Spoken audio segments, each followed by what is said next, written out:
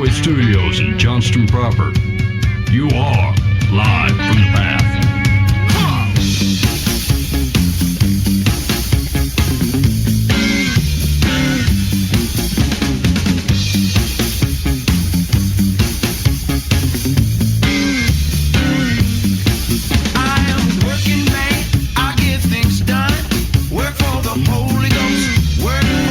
And you're listening to Live from the Path, coming from the Pathway Studios here in Johnston proper. I've been here all day. I don't think you've been here all day. I've been here most of the day. Dan's over here. Okay, all right. Here's what we got going on the show tonight. So I have some Pope style advice. I think I don't know if I've ever done, like, maybe two. I barely ever do Pope style advice, I think, but I had one this week, and it's questionable. It's kind of like the podcast recommendations that we've made before. Like, it's questionable whether it's profound to anybody else, but it seemed profound to me. And so I've got some Pope style advice this week, and we've got Mike. What we were going to talk about. A quote. The quote. What was the quote from the man? Hold on. I'm looking at it. You lost it already. Well, we'll have some advice on Dear Life in the Path. While Mike's waiting to pick that up, we did have some technical difficulties last week for the show with John Paul Birch, but I got something out there for you. So make sure you go check it out at last week's podcast. It was a barn. I mean, we were here for a couple hours. Yeah. You got an hour and a half. It was probably enough. We overtalk. Okay. Ready for the quote? Here's the quote. Someone popped this out on Twitter, and they said, for your information, your intention is irrelevant if your impact is harmful. Don't use your intention to dismiss someone who tells you they're hurt by something you did. Apologize, learn, and commit to doing better. And this is not the first time that quote, it seems to be making the rounds, right, of people putting it out. And so one more time, take a listen to it and just mull it over in your mind. So the quote is, for your information, your intention is irrelevant if your impact is harmful. Don't use your intention to dismiss someone who tells you they're hurt by something you did. Apologize, learn, and commit to doing better. So we're going to talk about that quote and try to give it a fair shake. I don't think it's quite as profound as it's basically saying don't be defensive. Well, someone says you hurt me, don't defend you. Just apologize and move on. Yeah, kind of. Is that? Yeah, kind of. Except for like what is and what is not harmful. Yeah. If that gets to be in the eye of the beholder, then like good luck telling a drunk he needs to quit drinking. Right? Because you've wounded me. You've wounded my soul and my life by trying to speak into it. Who do you think that you are to speak harm into my life? Right? When it's obvious that like they're trying to take you out of harm. And like so once again, if harm is in the eye of the beholder and there's no justifier or way and measure to what is actually harmful or not, then this quote's kind of hard to deal with. You know what I'm saying? Yeah. And I think it's actually being said from the fact of is like, it doesn't matter what you intended. If I perceive it as harmful, then you owe me an apology. You slapped my hand as my diabetic hand was reaching for a chocolate chip cookie, and I said, hey. That's correct. And here's the thing. I think what we're going to talk about is like, I think everybody knows better than this. But like you're easily swept in by this. Like your heart goes, yeah, I didn't mean to cause harm, even if I was trying to do a good thing. I probably owe an apology. And like even like people who follow Jesus go, yeah, you know what? Yeah, okay. But once again, we're just going to look at it at a fresh lens and deep and just get 2 layers in and go, just make sure you're taking these things in and not being swept around by rando quotes on the internet and make you look at things differently or call you off of good things, saying good things, even hard things to people. Right? Because the thing is, if we don't ever say hard things to somebody, then the thing never gets said. Yeah, the question. Well, yeah, one of the questions we're asked, like I always assume that if I've heard something particularly poignant, my first question is like, what is this cutting off? This is cutting off something. This is saying don't do this type of behavior, and like, is there a good way to have done that behavior that you're throwing out babies with bathwaters? If you're trying to protect against something, have you overprotected it? Right. And here's the thing. It's like, I would submit that God does not look at it this way. God does not say your intention is irrelevant. He doesn't measure things like that at all. He says, yeah, I want to know where your heart's at. That is what I care about. When you make mistakes along the way, I'm going to grace those up. Like, we're good. Right. But like your intention is all that actually matters. Yeah. Unless it's completely misguided, right? Like, obviously you could take that and run it off the edge of a cliff or something, but yeah. Okay, so and then we've got one article, and we're just going to do this straight off the bat, and then we're going to get the show moving along. Okay. So I feel like C.S. Lewis could be rolling in the grave. Like, I wonder if any of his family is around for some of this stuff. Because, like, I'm just going to say this out loud: is that like I could start a newsletter and go, yes, this is like aligning with C.S. Lewis, and like no one would ever know or be able to keep me from it. Yeah. God bless that man. I don't know where these things are coming from. There was an article on BeliefNet that said 6 ways women have an affair. No matter how you rationalize it, these actions are just as damaging as cheating. Okay, that's the thing I want you to keep in mind. No matter how you rationalize it, these actions are just as damaging as cheating. And 2 things I want you to think about. 1, is that true for the things we're going to say? And 2, why would these only apply to women? Those are the 2 questions. And cheating, I'm assuming they mean like an intimate relationship. Yes. Okay, yes. got it. Okay. Biblically knowing. Okay. The last thing any loving husband wants to hear is that their wife has been unfaithful, but the truth is you've probably been unfaithful and may not have even realized it. Oh, no. You've mysteriously been unfaithful. Oh, dear. Your intention doesn't matter. At the soda fountain. It isn't just sleeping with someone other than your spouse. Affairs involve our deepest emotions, and before we know it, we are so far gone, our marriage can't recover. Okay, again, hold on to that and see if these things match that. Here are 6 ways women have an affair. Some are pretty clear and others less obvious. Isn't that the introduction to someone who wrote a bad article? Yes. You may, yeah, right. Okay, Fuzzy. number 1, daydreaming. What? What? Keep your knickers How dare on. you? Expound. Daydreaming may seem harmless. This sounds like people drinking caffeinated beverages.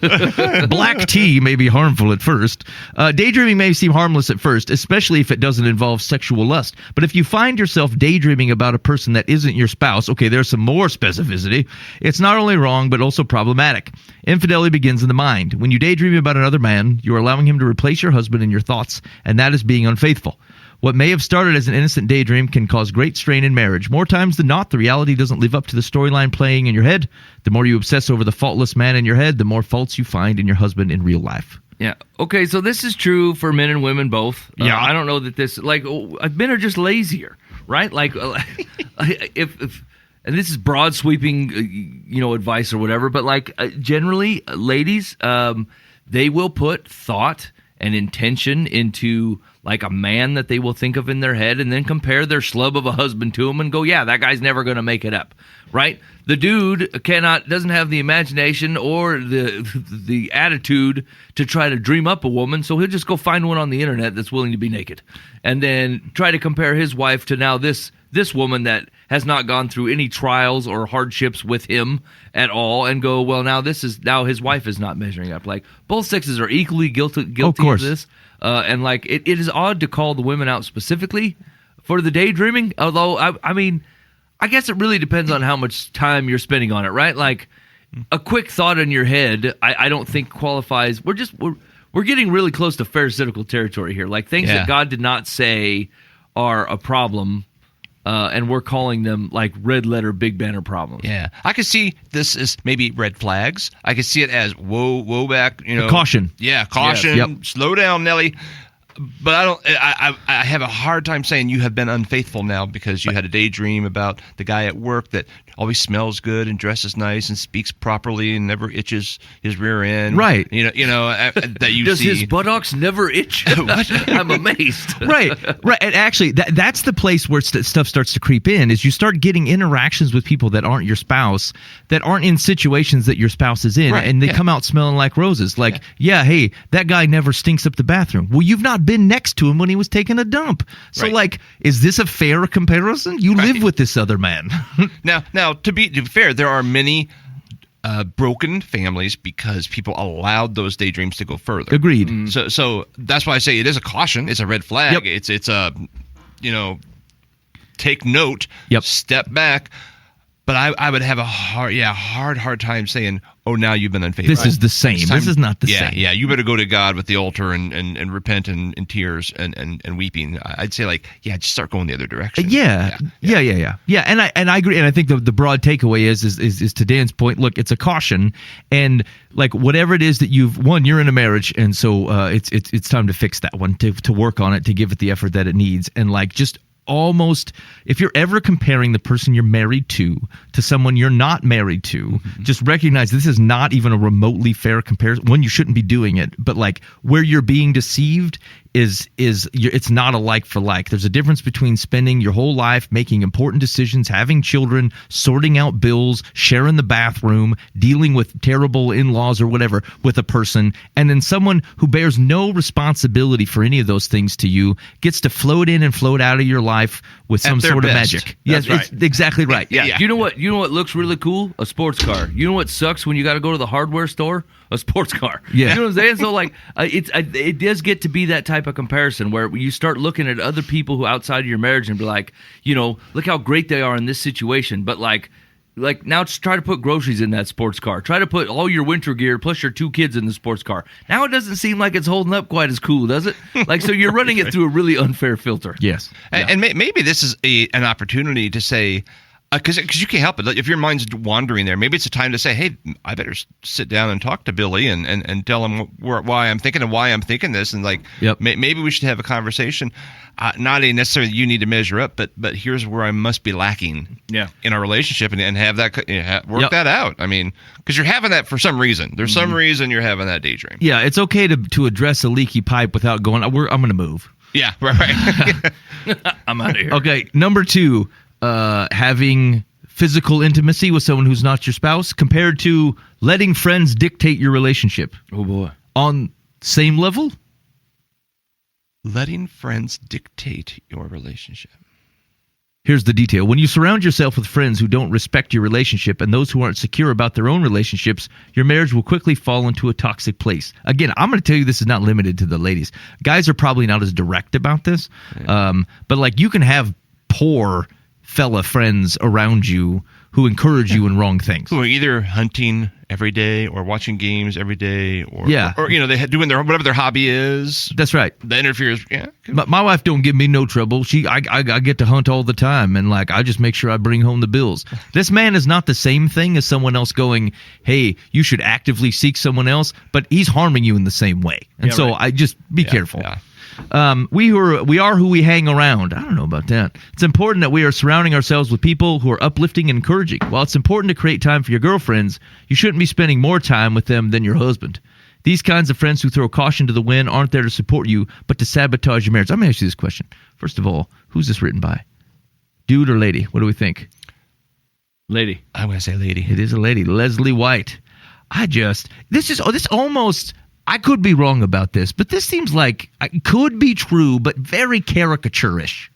Doesn't it? Like there's an underlying thing that needs addressed and talked through that reasonable people can have challenges on, but this almost seems cartoonish where people get to dismiss it because it's so goofy and shallow. Maybe you don't know the depth of it because you're not a lady. Maybe we should have waited till we had a lady in here. Yeah. Oh, okay, I'm going to open you up to this. Ladies, as we're talking through this, like maybe I'm being too gracious. You conniving spiders. And this is happening in your day-to-day lives. But let me know. Maybe because like I've seen character or like cartoonish representations of dudes, and I think it's detrimental to talking about how to mature manliness when we act like the only caricature is a dude who sits on his butt all the time. That's not the only option. And so okay, I don't know. They just seem a little bit shallow. Number 3, not creating boundaries with people of the opposite sex. One of the most vital components to creating a happy, healthy, and fulfilling relationship is to become a master of setting boundaries in your marriage. It's especially important that you create boundaries with male coworkers, friends, and acquaintances. If you don't, you may quickly find yourself in a vulnerable position. What may begin as an innocent friendship can easily spiral into an emotional or physical affair. The next thing you know, you are thinking about this man more and wishing you could spend more intimate time with him. And the daydreaming returns. There it is. The thinking about the man. Yeah. Okay, so I'm helping with this orphanage in Africa, and there's a couple over there, a married couple who are the directors there, and I'm like the director here. So there's a lot of communication going on back and forth. Yep. I have a relationship. I met her first, right? And so I have somewhat of a relationship with her over the last few years. We've met and talked, and now we're like in a working relationship. And so we've been doing a lot of talking, like as we're kind of ramping into this thing. Yep. And it occurred to me 2 days ago, I thought, I probably ought to start a new conversation thread, on Messenger that includes him. Mm-hmm. Just because, we're not doing anything, but just because, just be safe. And so I started thinking, hey, blah, blah, blah. And she says, yeah, I've been showing him. I figured she was showing him because they're in partnership together. Yep. And neither one of us were having an affair. We never crossed the line. But we also said, hey, gosh, maybe we should also be intelligent and wise. Yep. And yeah, I think this article is going a little. I just don't agree with them. But I do in heart. Yeah, right. It can caution. Yeah, it's something, and we had this conversation, I want to say 6 or 7 shows ago, which is like it is a disservice to position either men or women to be constantly thinking that they are like it treats the opposite gender as a completely sexual aggressor by acting like you cannot have normal relationships, kind interactions, hey, how's it goings with people of the opposite gender. Like, I think it causes us, in our attempt to make sure that people aren't treated as objects, you turn them into objects as if they are wandering threats. But like anything, this is going to seem like a bad comparison, but like a donut on a table, can be a risk to you if you decide to overindulge. If you take it outside of its boundary and have 15 instead of treating it within its proper boundary and eat 1 and maybe a 2, anything can be misused. And so you got to know where your risks are. You got to know the thing that says, hey, I should not eat anymore, and you do it anyway. That's a problem. And so so I think caution is appropriate everywhere.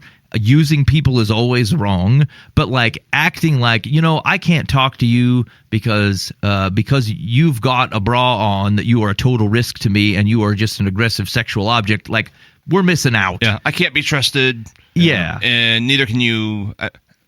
Yeah, right. Because what are you going to do with the freedom that God gave you, right? Like when God releases this sin from owning you, I always remember the thing that I've always prayed for is for God to help me to see women as He sees them, right? Not as a sinful, broken Mike would see them. Because I don't want to not have interactions with them. Yeah. Right? I don't want to have to set up a bunch of ridiculous boundaries.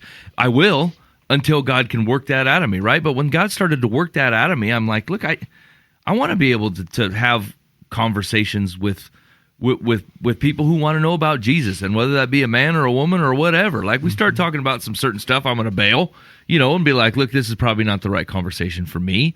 But I just it just sounded so stupid to be like, well, if someone's came to you and they really wanted to talk about Jesus, and they were a woman, you're like, hold on, let me go get my wife.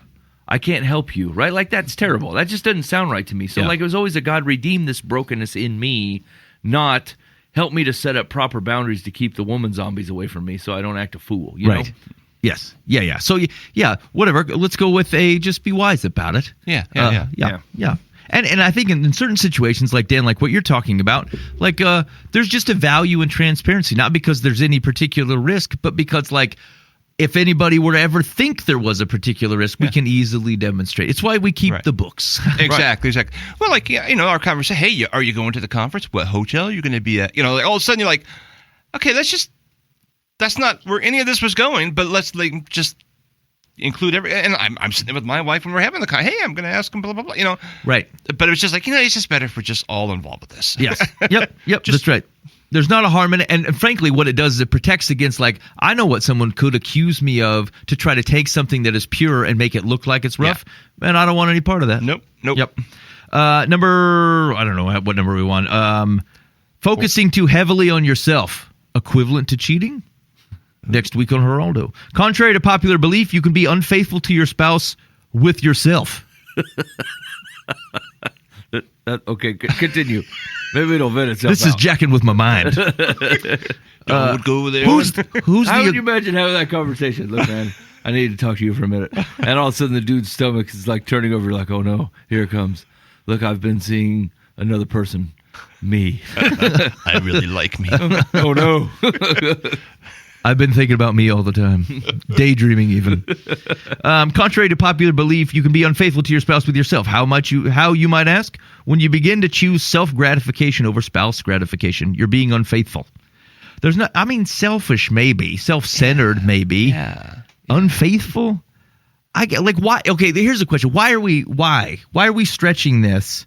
Is it because is this person trying to make the case that like you're not taking some of what would be considered minor like cautions seriously enough, so then you drag it over into the camp as being the same thing? Does that feel like what's happening here? I think it's I think maybe it feels like they're writing a counterbalance to most articles that are written about men who are way more obvious about the things that they're doing, and I feel like she's trying to speak to women's internal thoughts and feelings towards how these things, like what appears to be harmless, ends up being harmful when made into a pattern instead of a deviation. I would feel better if the posturing of the article was, hey, you think you would never do this. Here's how it happened to me. That would be a great article. Yeah, here's how we can start. Exactly. Yeah. Exactly. That'd be way different, as opposed to making it sound like it's the same thing. I mean, my wife hates it when I go to Hoo Hot. I love Hoo Hot. Yeah, because I make it really spicy and garlicky, and she can smell it when she walks in the door. She's like, I know where you went to lunch. I'm like, yeah. And so I used to just not go. Yeah, for quite a bit. And at some point, about 5 years ago, I thought, I'm gonna go. I really like Hoo Hot. Now, and I go by myself usually because it's just how the schedule works.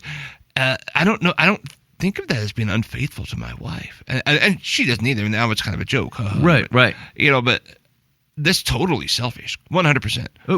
Right. I love every moment of it, and I know she's going to hate every moment of the next 2 days.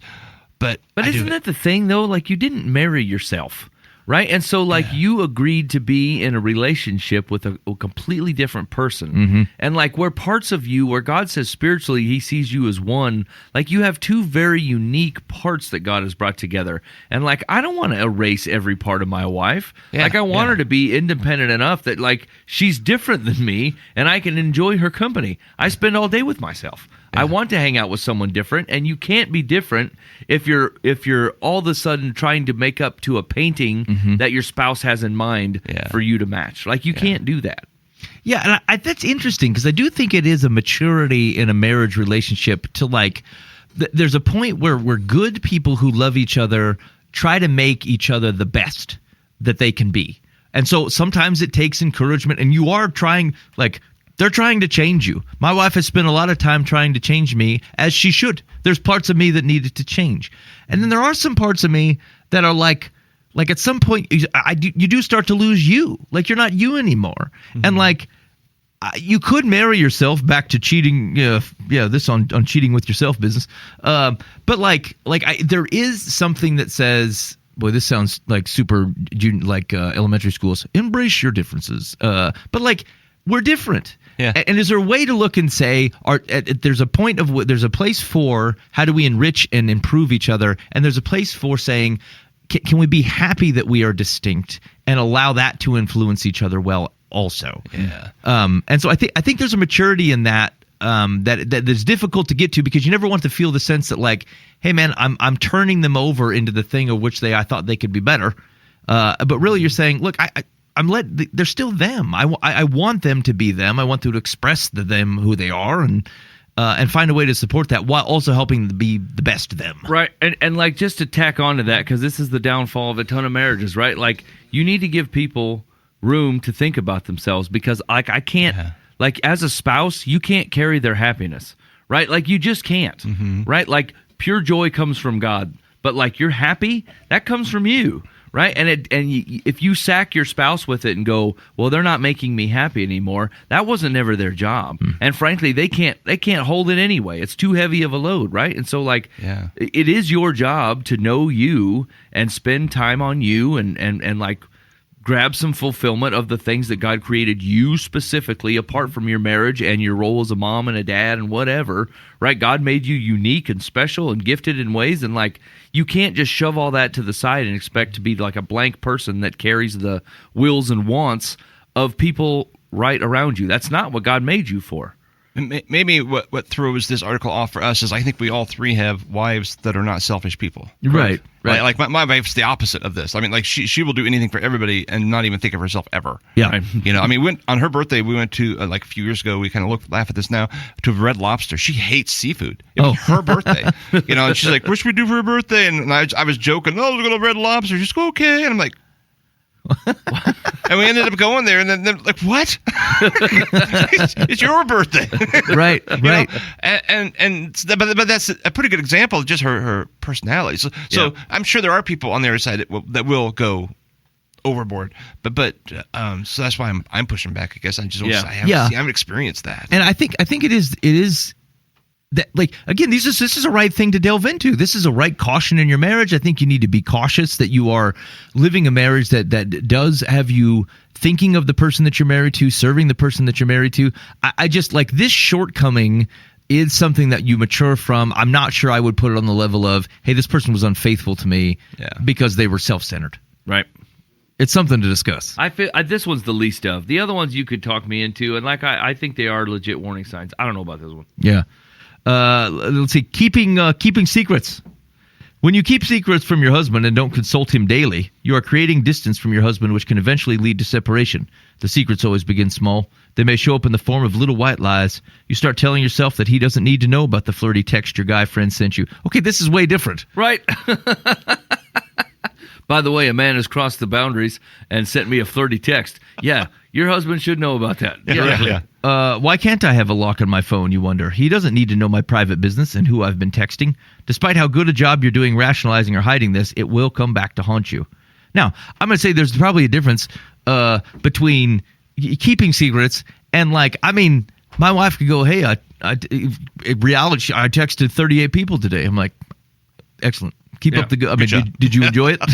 Like, I don't care. Did you tell them about Jesus? But think about what a healthy relationship like marriage looks like. Let's say some rando girl texts me this weird flirty thing, and I'm like, sweet Moses, right? And so the first thing I do when I go home, I go, check this out, woman. Right. What am I supposed to do about this?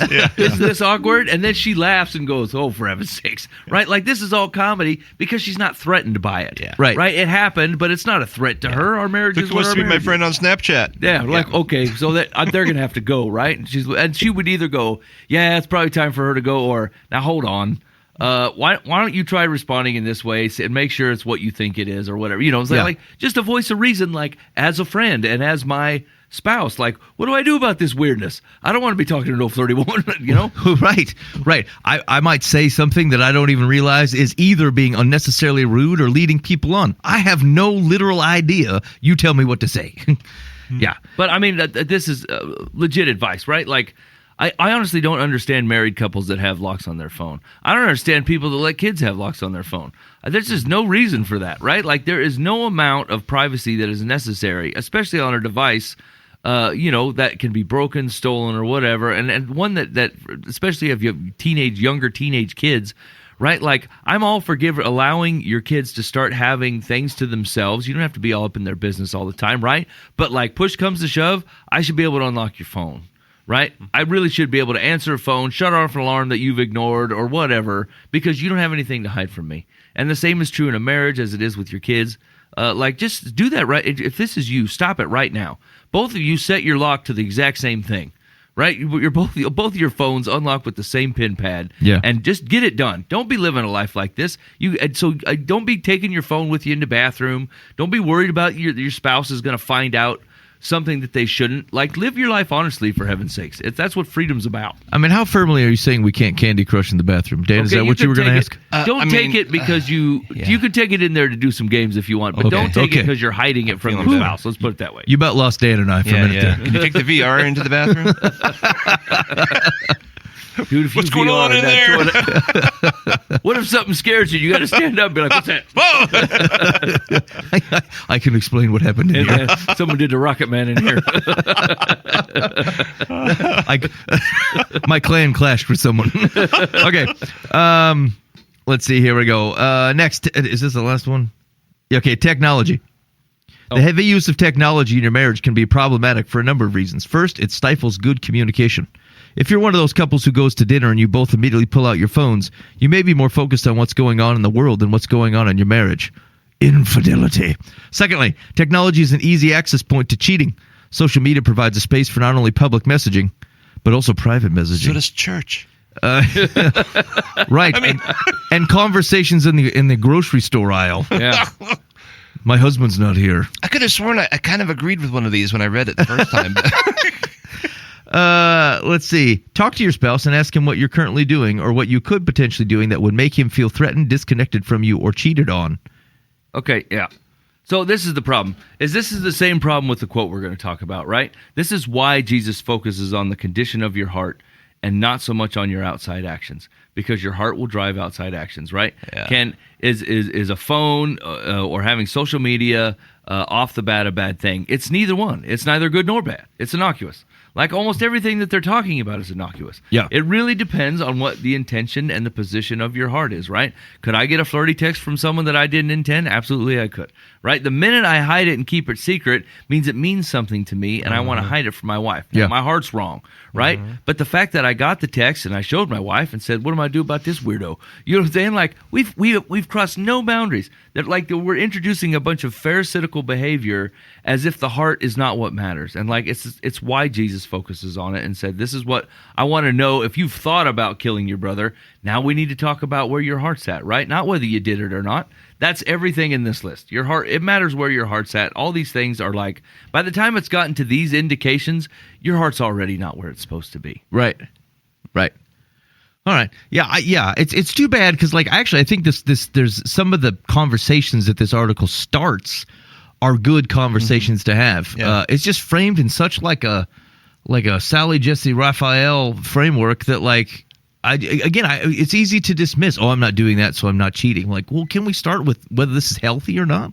Right. What a miss. Yeah, That's agreed. unfortunate. All right. Are there any ads for divorce lawyers in that ad? Actually, the next article was 7 ways to recover from infidelity. Number 1, drop your friends. Number 2, get rid of yourself. You're a risk to everyone. Right. Don't be in a room alone with yourself, and certainly don't have lunch by yourself. Okay, Mike, do you have the quote? Sorry, it keeps disappearing. On Yeah. me. Okay. Hey, so I'll tell you what, something funny happened to me this week. I was at a coffee shop. Me and Booba were actually working out there, and I'd ordered. So at the coffee shop, like you get unlimited coffee refills, but like I don't know, I was most of the way through the day, and I wanted to get something a little bit more delicious. And so I go up to the counter and I order. It's called a Cafe Borgia, and it's chocolate. It's like a mocha, really. So coffee and chocolate, and then there's like orange zest in it.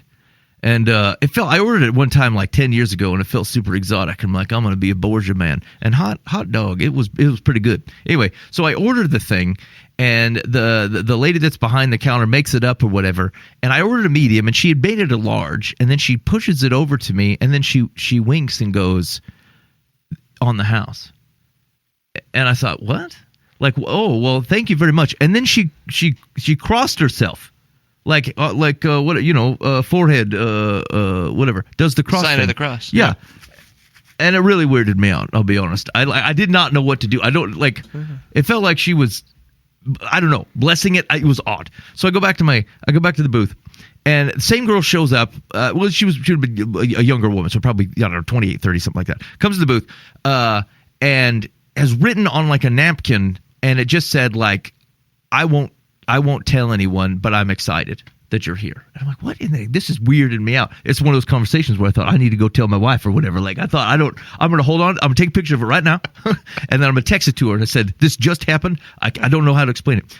And so anyway, Boo was there, and he sees it, and he's like, what the heck is going on over there? I said, I don't know, man. Go sort this out for me. Because I feel like Booba could do this. I wouldn't even know what to say. And so he goes and starts talking to this girl. He comes back, and he gets to the table, and he goes, hey, she thinks you're the Pope. I said, what? He goes, I don't know how she got under the impression, but this girl thinks that you're the Pope. And so I said, well, how do I stop this madness? Like, I like this free Cafe Borgia. I mean, that's fantastic. But that crossing thing really weirded me out, and I don't know how to explain this napkin. And so he goes, you got to give some advice, like the Pope would do. So, like, it distracts attention. Just act like you're the Pope. Give the Pope-style advice that would benefit for you and for everybody in this coffee shop. And then we're going to drive away and hope this woman is just not here the next day. I said, okay, that's fine. And so I thought about it for a minute, and I prayed, and this is what I said. I looked at the crowd, and I said, I have the solution to all your money problems. Every financial savings problem, money problem, budgeting problem that you've ever had, I have the solution to it. And everyone was all ears. And I said, it's not a better budgeting program. It's not a firm, harsh, hard commitment between you and your spouse to save. You don't have to save more. You don't have to invest wisely. None of that. I said that the key to all your money problems is contentment.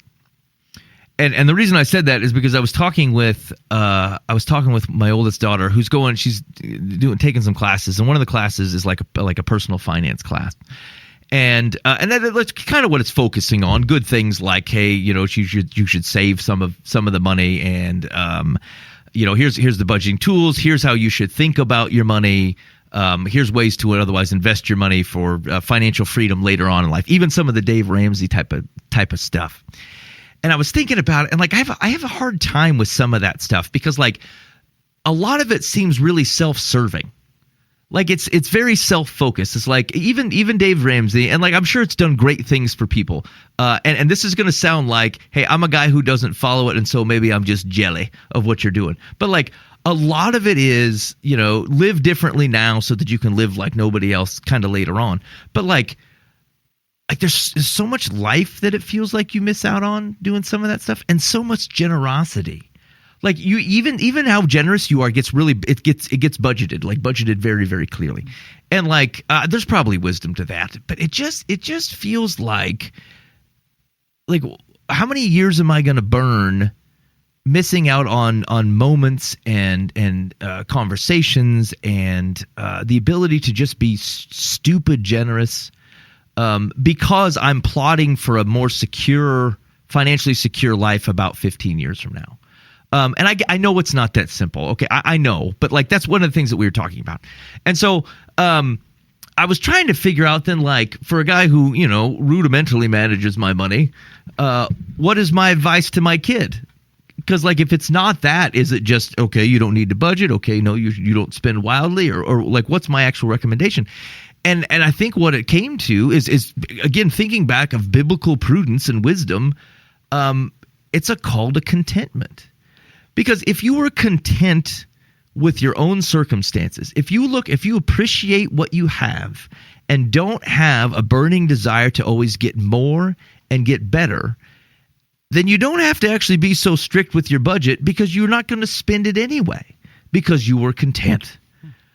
And so I was thinking back at if I look at in what ways have I misused my money, it's chasing things. It's going, I want the nicer this. I want the better that. I want the newer I want, as opposed to being able to look around and going this thing is just fine. I'm content with that. In fact, I had this has happened with me and my oldest kid. I have a gas station problem. Always have. And so I go in there, I'm like, I'm going to grab something. And then I'll look at her and go, do you want anything? And she'll go, no. And my wife will do the same thing. I'm like, what? Why not? How could all of this? It's there's 1,000 things in here. You look at this whole store and go, no, I don't want anything. And they've taken up to going, I'll take a cup of ice. And I thought, boy, would my life be easier if all I wanted was a cup of ice. Or if I could just drive by the gas station and go, do you want anything? No. That my problem is not that I don't have the money or that I wouldn't have it to give or invest or all these things. It's a lack of contentment. And actually, if you think about the way that the scripture doesn't sit and talk to you about budgeting, but it does speak, Paul talks about this in multiple letters. It happens in 1 Corinthians. It happens in 1 Timothy. He's talking about being content. And if you are content, I don't think you're going to have to worry about your budget. If you can look around and say, I'm satisfied with what I have, you're not going to have to worry about whether you're stashing enough away or whether you have it to invest or whether you have it to give. And so that's my Pope style advice. It applies to me. It's the advice that I gave my oldest daughter, and the fake Pope advice to the rest of the world is that if you traditionally just suck at budgeting and you're like, I can't, you fight over it in your marriage. It's just money is a big problem. Stop trying to fight the money battle and pray that you can be content. And once you're content, I think your money stuff will start to sort itself out. That's my Pope style advice. Get off my coffee shop. Yeah, I think there's a lot of wisdom in that. You think why? Okay, so like if people say I want to be content but I'm not, how do you make that happen? Well, so multiple things really. One, I think it's something to pray on because it's a earthly pull. It's a physical. Because think of that, even coming off that Charlie and Chocolate Factory cheating document we just read. But like, that's the pull too. I'm not satisfied in my marriage. I'm not content here, and so I'm going to find something that I think is going to make it better. And so like, some of it is, so I think it's a spiritual problem to start. I think it is a prayer thing. Like, what am I always chasing? And again, I'm not against the random gas station visit. I'm not against like getting the slightly better TV or whatever it is. Like, okay, I mean, I think there's bounds to it, but like, if you're going to paycheck and you doesn't feel like it should have to be that way, I'd start with contentment before I'd start with your budget, because your money's going to some place of which you don't feel content. And it could be like, the car, the truck that I drive is, 14 years old. And like someone drives by in a nice looking truck or something. And I'll be like, man, I think I need that truck. I don't need that truck.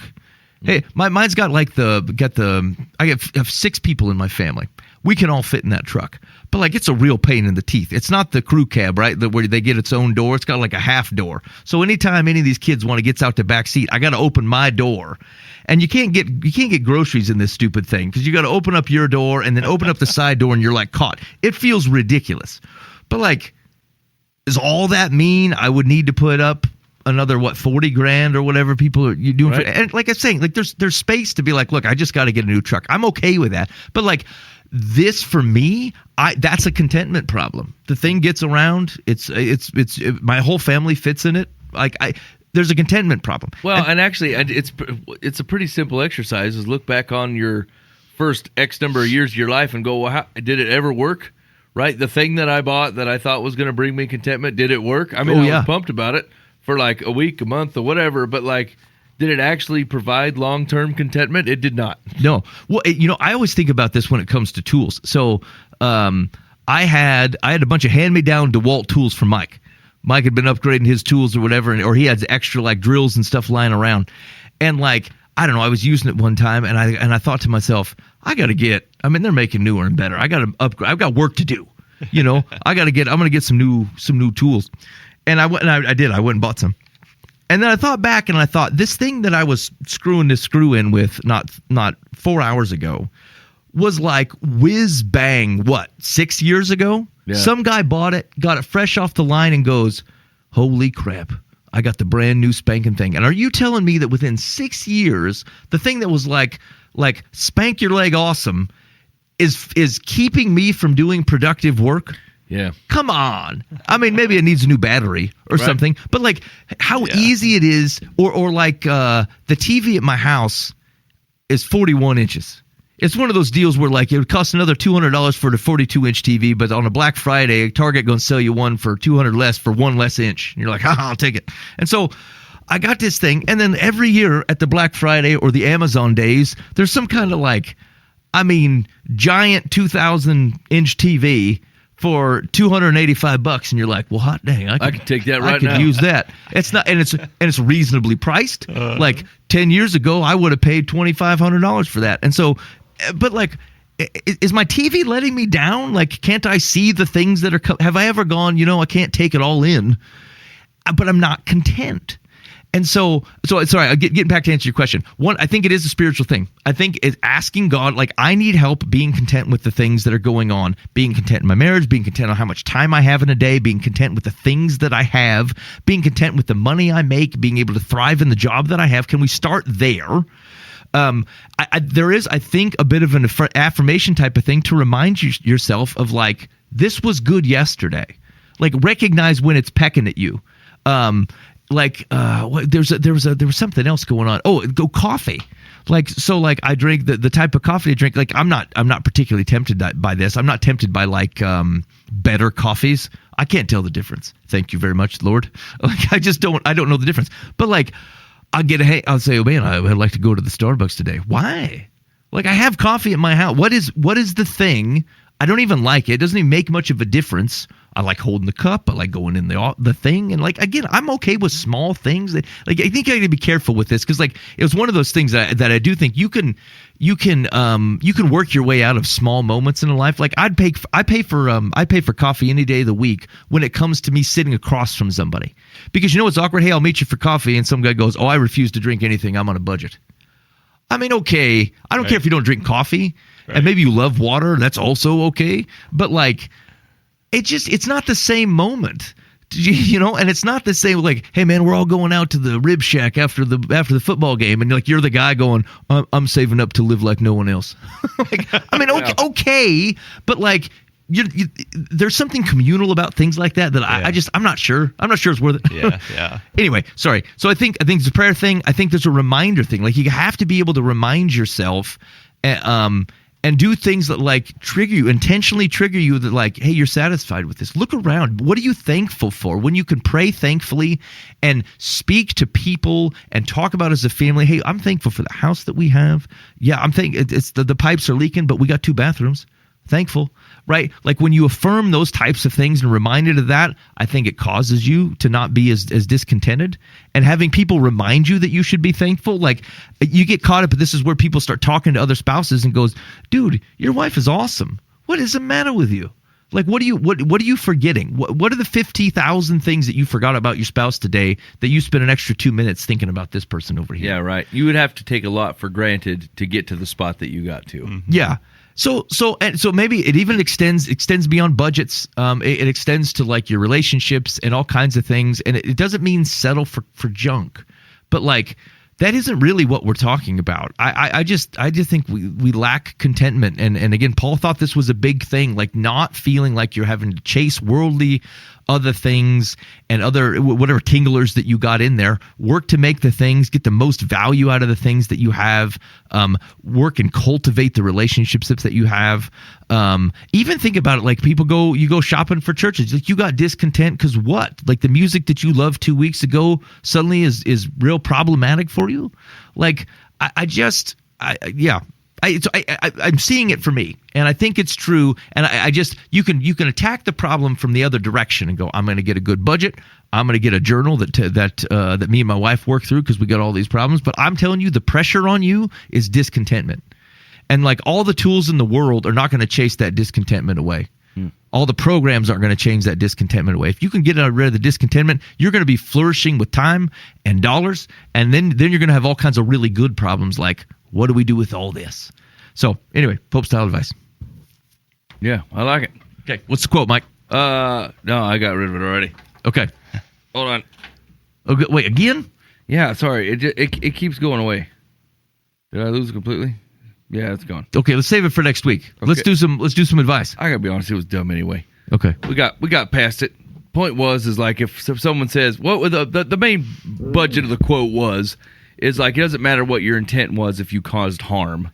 And I really, just to wrap it up before people just get taken away with it on social media, is like it does matter what your intent was. Yeah. And like people gauge harm based on how they feel about something at the moment. And so like we name one time, like you guys ever watch that intervention show on TV where like people want to get in a room with like the guy and be like, hey man, you got a problem.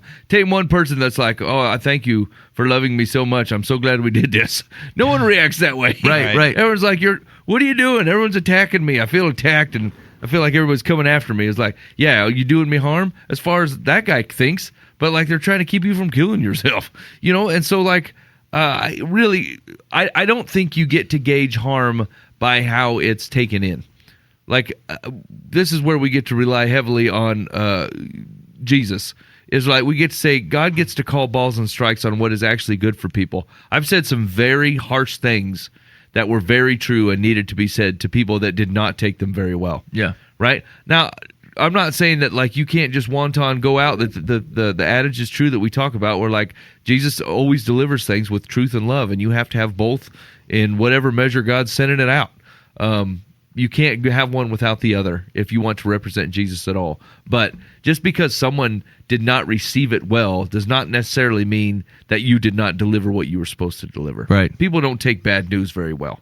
Yeah, that's true. That's true. But right, it's just that is not the evaluator. The next level evaluation is whether it's accurate. Are you saying something to me that is true? Like you can be guilty of the other thing. You can have, you can intend to say something that you believe is helpful and be wrong and cause harm, and you should repent of that directly. Yeah, definitely. But like you can also say something that is very true that people take poorly. That needed to be said, and is ultimately for because the measure of harm, actually that's the problem. It's time. The measure of harm cannot be how did this affect me in the next 2 minutes.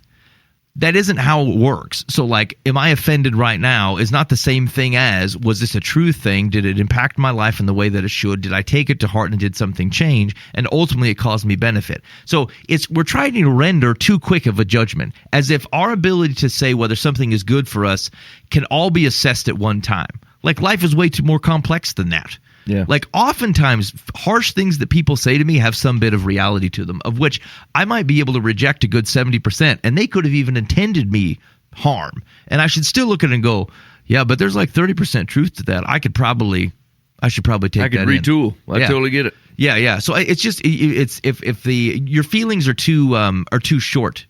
Like they give nothing any space to steep. Yeah, that's correct. Your gut reaction of what harm is does not work. In fact, your gut reaction, you know better than this, right? Yeah. Like name the last time someone said something that was very true and very impactful and you took it well. You immediately tried to defend yourself or immediately tried to discredit the person that was saying this thing about you, right? And then given some space and some time and some reflection, you're like, dang it, every bit of that was true. Yeah. You know what I'm saying? If you're in some type of rebellion against God, you're fooling yourself usually. I mean, sometimes it's all right, but usually you're fooling yourself. So yeah, if someone calls you on the carpet on it, your first reaction is going to be to push back. That's right. Yeah, it's not going to be like, oh, you're absolutely right. Yes, yeah, I'm in. I'm out of that. Yeah, you have to let it soak in and let the Holy Spirit do its job and let the Word of God do its job. And before you react and say, yeah, okay, it's time for some change. Yeah. And some people never do change, but you still got to have the conversation. Yeah, agreed. You got to at least let them know truthfully, this will harm you. Yep. And I think, what's interesting is like some of you all are going to be hearing this and go, yeah, but I have a really good gut instinct. And let me tell you this, every mistake you've ever made is based upon that gut instinct. Yeah. Again, go back to your donut. Every time, like I know I shouldn't have a second donut, and then my gut goes, and not just belly gut, but my gut goes, go ahead and do that. And I did it. Right. And so like what usually goes when my gut instinct is, that's actually you've pondered for like a second or two. Most of the time, the thing that's in your gut, the thing you react to, like every mistake you made it past that instinct, friend. That's true. Bummer. It let you down. Yeah. Okay, here we go. Dear Life from the Path. My husband and I attended a party at the home of one of my co-workers. There were about 15 guests. The problem was the homeowner's pets, 2 dogs that live inside. Mm-hmm. The dogs were allowed to roam freely during the party. They barked each time a guest knocked or rang the doorbell and jumped up on each person who entered. They hovered at people's feet, waiting for food to drop or to be given to them. It felt like we were expected to pet the animals and interact with them whether we wanted to or not. The homeowner made no attempt to control the dogs or keep them away from any other guests. I don't dislike animals, but I don't want other people's pets jumping on my clothes, trying to lick me or getting close to my food. 2 large wire kennels were visible along a front hallway, which I assume are used during the day when the homeowner is away at work. What would have been the polite way to ask my coworker to put the dogs in their kennels or out in the garage while the guests were eating? Okay, I got this problem. I totally, I have 2 dogs that they roam around and like get to do whatever they want. If people stop by unexpectedly, I will do my best to try to get these fools put away, but you showed up unexpectedly. Like, this is what my house looks like when I don't expect you to be here, right? But on the other hand, when you're throwing a party and people are coming over, that slobber bomb I own and that one that can't keep itself from causing you trouble, they go in their kennel half hour before anybody's supposed to be there, because that's just regular living. No one wants to take responsibility for your animals, even when they're like, "Hey, can we go visit your dogs?" No, why don't you leave them alone? They're in their jail right now because when you bust them out, they act like convicts. That's why they're in the jail. And so, the question is what would have been the polite way to ask my coworker to put the dogs in their kennels? Do you feel like it's out of bounds for someone to say, hey, man, these dogs are going to be roaming about all night? They should go in their bed. I don't know. I mean, you're a guest at someone else's home. I would say I agree. They made, as pet owners, made maybe a poor choice. They should have put those dogs away, but they didn't. So if you're a guest in someone's home and their dog is out and you don't like the dogs, you're the one who should leave. Just say, hey, yeah, thanks for the party. It was great. Got stuff going on. Got to go. You don't ever reveal the fact that the dogs are the linchpin of this deal. I mean, if you want, I don't know if it matters. I mean, to some people, their pets are full-fledged family members, and the last thing they would do is lock those puppies up. If one of your kids were begging at the feet of the people for food, do you think they would mention it? Yeah. But like, hey man, your kid expects me to scratch his head. It really, I guess she did say that like it's the coworkers, right? So it really depends on how close you are. Like, obviously, like I would go over to Ben's house and go and say, hey man, will you put these dogs away? Right. They're tearing the place up. They're causing a ruckus. Yeah, I think I might mention it on the off chance, and I think this is small, but on the chance that it feels real normal to the homeowner, and so they don't even notice. I might go like, hey man, your dogs are friendly. Like they're pretty excited and friendly, and like maybe that triggers in something. Oh wow, I didn't even think about it. Yeah, didn't even register. Yeah. I probably wouldn't press it beyond that. I'd probably just be like, okay, well, I mean, the clothes will wash, and if they're not like snagging, like if they're hanging around, I mean, that's what I would do if I were the dog. What if they're like, so I have a big problem with this because we have a big bloodhound, and one, she slobbers horribly all over people, right on their pants. And then, like, when she goes to say hello, she gets you right in the mommy-daddy button. Oh, yeah. That's where she sticks her nose. Bink. And, like, it's really rude. And so, like, would you let that pass and go, well, I mean, it's just the way the dog is. That is what I thought, because your dog has done that to me. And terrible. I don't think, like, I didn't think you said, like... Mike trained a dog. Hey, Lou, go for the crotch. Right. Like, I just presumed the dog is being a dog. Dog being a dog, and yeah. It's awkward. They do it at the dog park, too. Hey, nice butt. Yeah, right. Sniff, sniff. So... Sniff, sniff. like a dirty trucker dog. Hey, you got a nice rear dog end. Yeah, like it's never occurred to me to blame. I don't particularly blame the owner. I'm just like, well, I mean, it's the dog. Like the dog kind of does what it wants to do. I mean, I think you're right. I think it's inconsiderate. Like you should think about your guest, and frankly, for the dog's best is to not put him in the middle of that stuff. But I'm with Dan to the extent that it didn't happen. I think you go with the Hail Mary and be like, man, your dog's excited. But past that, I think you just let it go. Yeah. Okay. And leave early if it's that big of a deal. If it's really upsetting you. Yeah. Okay. Secular says, to an animal lover, a pet is a member of the family. Your coworker obviously saw nothing wrong with his or her dogs mingling with the guests. There's no polite way to ask a host to put a family member in the garage during a party. Hey man, your uncle's got to go. you gotta pin that dude up. Telling your coworker that you found the pet's behavior disruptive may solve your problem because he or she will probably omit you from the future guest list. Okay, you're not wrong. So really, you're saying, look, if they're fickle enough, if you bring it up, they might just not invite you anyway. So no problem. Yeah. Either way, I mean, I guess that's the thing. The level of impact you believe this has to you will drive the level of consequence. If you're not sure that it's a big deal, but you think they might fix it, then be casual about it. If you want to draw a mess because you think you're really put out, I mean, be prepared to be put out. Okay, last one. Ready? Yep. Holy cow, it's a bit of a novel. I'll go fast. Okay. Dear Life from the Path. Yep. I was in a relationship that abruptly ended because he cheated. We didn't have kids, so I moved in with my parents until I was able to get back on my feet and eventually moved out. Because I couldn't afford a place on my own, I asked several friends about rooming together, including a close coworker friend who was there for me throughout my separation. At the time, she said no. Then she got another job, made better money, and 7 months later messaged me asking if I was still looking for a roommate. Mm-hmm. I said sure. She has a 9-year-old daughter, which I was cool with because it would just be us girls. We went apartment hunting, finally chose a place, and signed a 1-year lease. My friend mentioned to me that she had started, quotes, talking to her ex, the father of her daughter, but I didn't know it was a full-blown relationship when I moved in.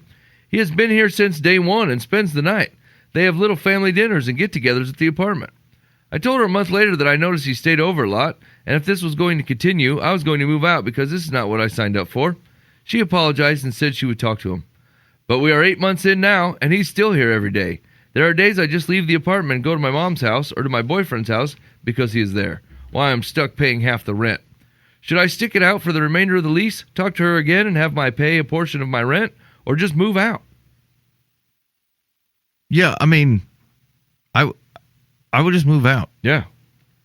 Yeah, if you can make that work and not have to pay for it. I mean, they got 4 months, so it's not like a big...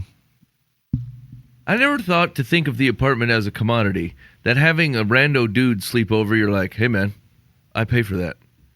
Like, if he's sleeping in the other room with your roommate, right? But you're like, the air that exists in here, the fact that this apartment even is here to be slept in, I pay for half of that responsibility. So if you're going to be coming over here, you're going to be paying the rent. Yeah, I mean, the question would be, would the roommate think of it the other way? If she had a boyfriend or a husband come in and live there. Right. I can jam as much as I want to in my half as I can. I pay for half of this. If I wanted to put in 2 koalas and 3 dudes, it's fine. Yeah, I mean, I think it's okay to say, like, part of what you're paying for is an understanding of a situation. If I moved in to a house with you two fellas, and then all of a sudden, like, one of you guys goes, hey, I picked up another roommate. He's paying half my rent. He's going to stay in my room. Yeah. Or if it's like a girl or something. And like I there's a difference between saying I live with a bunch of dudes and then now my house is shared by a woman who like I don't know or something. Like that's a change in situation. I think it's okay to have a preference that says, look, that's not what I was looking for. Yeah. I think that's fine. That's fair. Yeah. I mean, if you communicated that to her, and I don't think she's going to boot the guy. It just doesn't sound like it. Yeah. So, I mean, whatever. Let him take over your rent or something. This seems like shouldn't be much of a problem. Maybe they're just trying to edge you out. Yeah. Just leave. You both want the same thing. Yeah. You're the third wheel in this deal. Yeah. I mean, there's pretty much a nuclear family living there, having special dinners together, and you're like the third weird wheel, and you've got to hang out in your bedroom. How awkward would it be to come trolling through the living room? Why they're watching Toy Story 2 as a mom, a dad, and a kid, and here you are like in your Grundies rolling in to get broccoli. Yeah. Like, I don't know, man. You should get out of there. Yeah. Okay. Yeah. I think it's fine to leave directly. Secular says, the time to have insisted the boyfriend pay a portion of the rent was 7 months ago, when it became plain he was part of a package deal. Not only should he pay up, he should do it in arrears. What's that mean? I mean, go back. Yeah, go back. But like, to what value? You've already lived it. Yeah. There's no reason for now that. You're just being a jerk. Yeah. If you can't move out with a penalty, then you will have to wait until your lease runs out. Sorry. I've never heard of the word arrears. ARREARS. Oh, yeah. I mean, it's a pretty common word, Mike. Stop that. Yeah. I've never heard that We my say it whole all life. the time over here. Yeah. I'm fairly educated. At least small amounts. I have been in arrears. I've never heard anybody use that phrase before. Yeah, it's a pretty common phrase. Okay. Anyway, you've been listening to Live from the Path on livefromthepath.org. Live streaming on all social media platforms, right, Ben? I mean, we're not really live streaming on all social media platforms. Dang, we're bouncing off every Musk satellite out there. All you got to do is look us up. You can catch us on the Instagram and the YouTube and the Facebook, and that's probably about it. And any podcast type applications.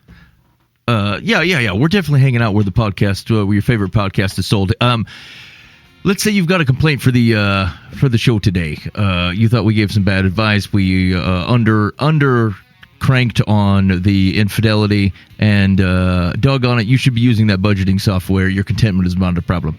I understand all these complaints. Hit us up on the Live from the Path complaint line, 515-517-0085. That's 515-517-0085. And we'd love to hear from you, and let us know how we're getting it wrong. Or, I mean, in case you've been drinking and you think we really nailed us, you can go ahead and say that too. Also, wherever you're getting your podcast, there is like probably a rate and comment type of thing on there.